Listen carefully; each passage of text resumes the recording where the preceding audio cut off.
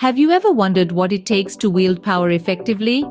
Power, a fascinating concept, is an invisible force that guides our interactions, decisions, and relationships. Understanding the laws of power can be a game changer, a key to unlock doors in every aspect of life. Whether you're negotiating a business deal, navigating the complexities of social dynamics, or just looking to enhance your pips, these laws can provide an invaluable perspective. Imagine being able to subtly influence others, direct situations to your advantage, and command respect without resorting to force. That's the allure of the laws of power.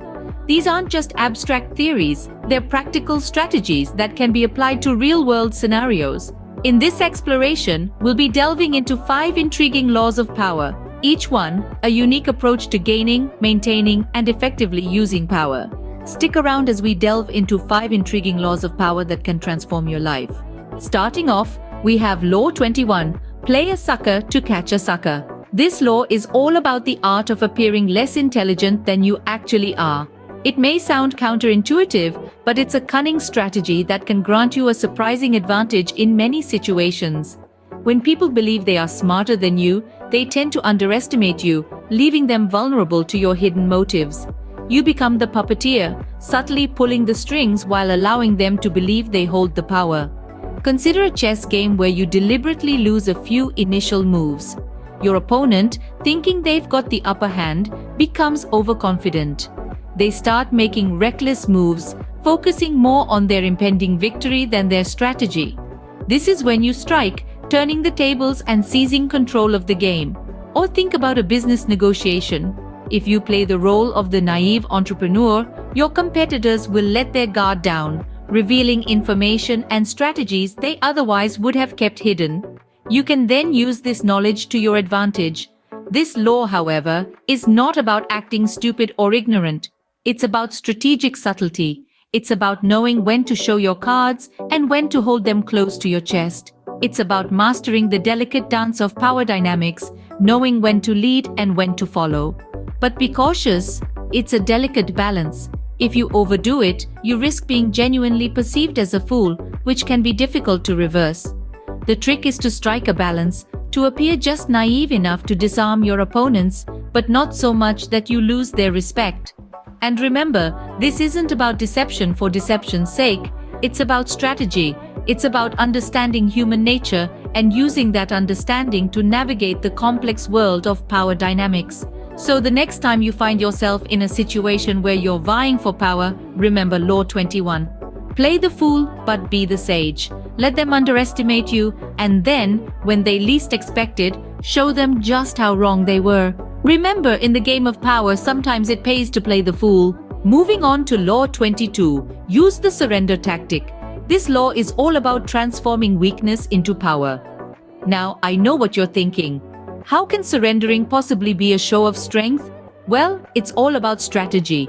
Consider this. You're in the midst of a battle, metaphorical or otherwise, and defeat seems imminent. Instead of stubbornly fighting to the bitter end, you surrender. But here's the catch. You're not doing it out of fear or desperation. You're doing it as a calculated move, a strategic decision. By surrendering, you've bought yourself time. Time to regroup, to reassess, and to plot your next move. But there's more to it than that. By surrendering, you deny your opponent the satisfaction of your defeat.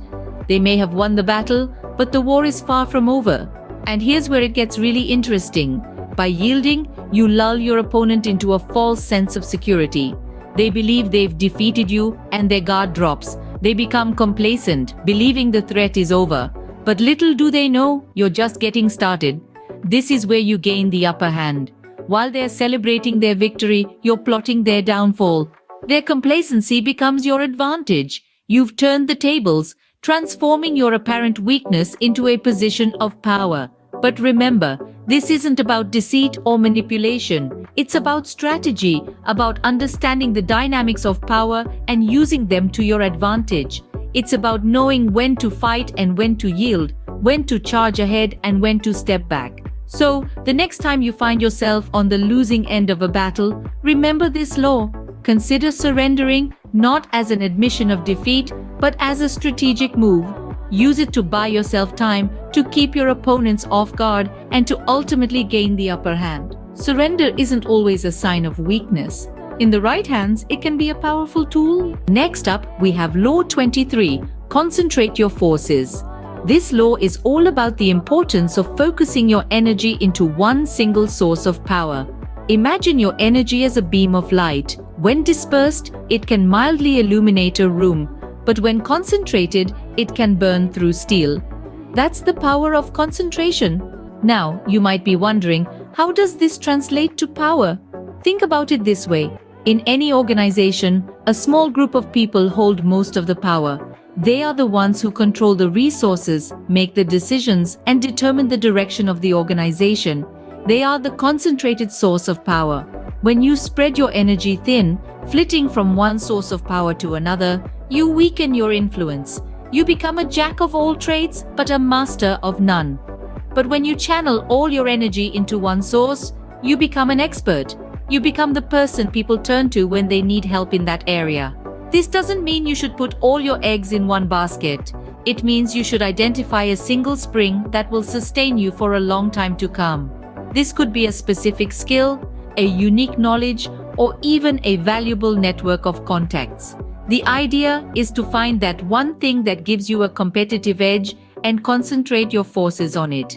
Concentrating your forces also means conserving your energies. Instead of wasting time and effort on many shallow sources of power, you focus on a single rich source. This not only boosts your productivity, but also increases your influence and control. Remember, power exists in concentrated form. It's not about having a little bit of everything, it's about having a lot of one thing. It's about finding that one thing you excel at and using it as your source of power. Power, much like oil, is most effective when concentrated. So concentrate your forces, focus your energy, and watch as your power grows. Let's explore Law 24, play the perfect courtier.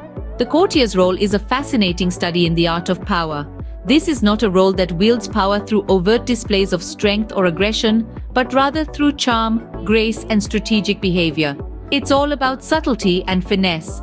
Imagine the courtier as a dancer, moving with elegance and style, capturing the attention of everyone in the room, yet never demanding it. The courtier's dance is one of balance, always maintaining a careful equilibrium between asserting influence and yielding to those above. This delicate dance allows them to gradually accumulate an ever-increasing amount of power, all while appearing non-threatening and agreeable.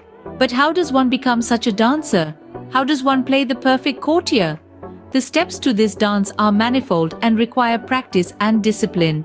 First, one must master the art of nonchalance. A perfect courtier never appears too eager or desperate to gain favor. They maintain a cool composure, exuding an air of effortless grace.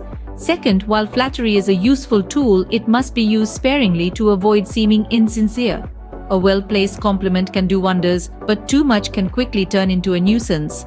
Third, a courtier adapts their style and language to their audience.